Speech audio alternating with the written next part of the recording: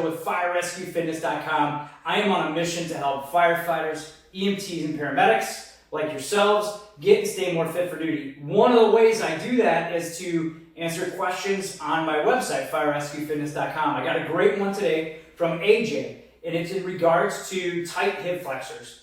Namely, what can we do to loosen those hip flexors up? Are there exercises and or stretches? So today I wanted to address that issue. The hip flexors are located right in front of the hips. Their job, of course, is to flex the hip. And a lot of times, especially in today's society, we sit a lot.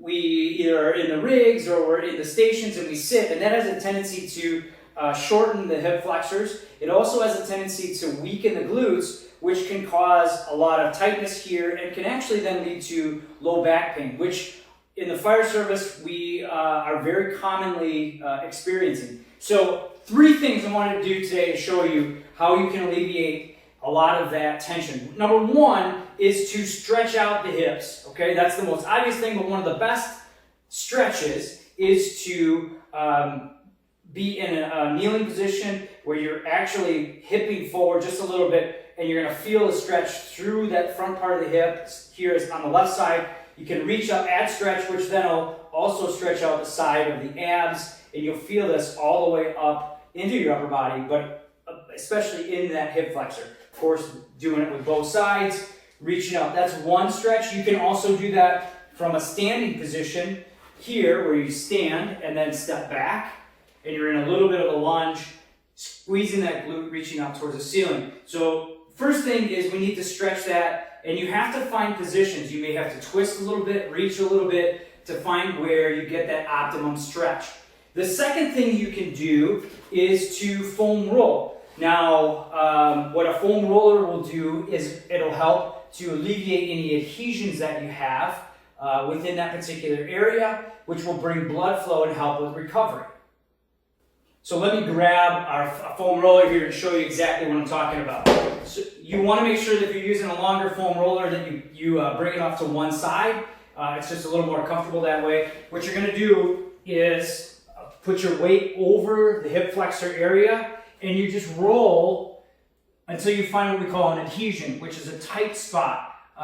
Some people call it a hot spot. And what is going on there is it's where your muscles have a little bit of microfiber tears, and you get that ball. And what we're trying to do is bring blood flow through that ball by using your own body weight. I would also recommend foam rolling glutes, which are the backside as well. You'll find the same thing. You roll, or you apply your own body weight until you find what's called a hot spot. You allow your body to basically stay and work over that a little bit.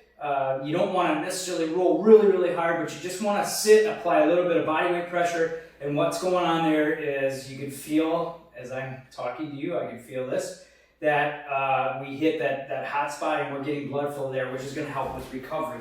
So the first thing you should do is stretch. The second thing, foam roll. And then the third thing is you need to strengthen the glutes. The hip flexors and the glutes work, I think, synonymously with each other. If one is weak, the other one is tight. If the other one is tight, the other one gets weak. So a really good stretch, or I should say exercise for glutes, is a glute bridge, where you're just laying on your backside. You can bring your arms down or up, depends on whatever you're comfortable with.